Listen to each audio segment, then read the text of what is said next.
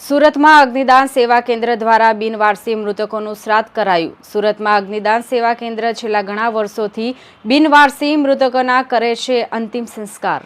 દર વર્ષે શ્રાદ્ધ પક્ષમાં અગ્નિદાન સેવા કેન્દ્ર દ્વારા કરવામાં આવે છે મૃતકોનું શ્રાદ્ધ। અશ્વની કુમાર વેદરા જોવારા ખાતે શાસ્ત્રોક્ત બ્રાહ્મણો દ્વારા કરવામાં આવે છે શ્રાદ્ધ વિધિ। અગ્નિદાન સેવા કેન્દ્ર દ્વારા આશરે 203 મૃતકોનું શ્રાદ્ધ કરવામાં આવ્યું હતું।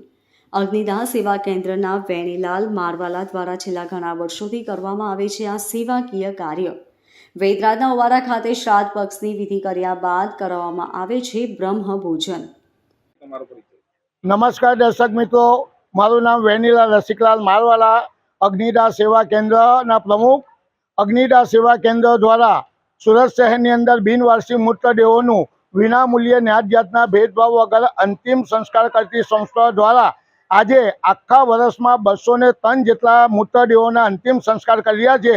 તેઓનું ભાદરવા વદ 14ને શનિવારના દિવસે પવિત્ર તાપી નદીના કિનારા પર વૈદરાજ મંદિરના ઓવારે શ્રાદ્ધ વિધિ કરવામાં આવી રહી છે।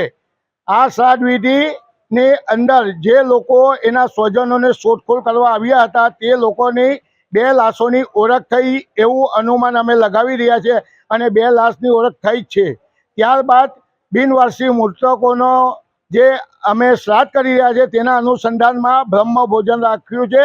એ બ્રહ્મ ભોજનનું સ્થળ છે ઝાપા બજાર હાથીફળિયા રામજી મંદિરની વાડીમાં 6 વાગે રાખવામાં આવ્યું છે અને આ સંસ્થા 25 વર્ષથી કાર્યરત છે, જેમાં 7,500 જેટલી લાશોના દાહ સંસ્કાર કર્યા છે અને અત્યાર સુધીમાં 45 લાશોની ઓળખ થઈ છે।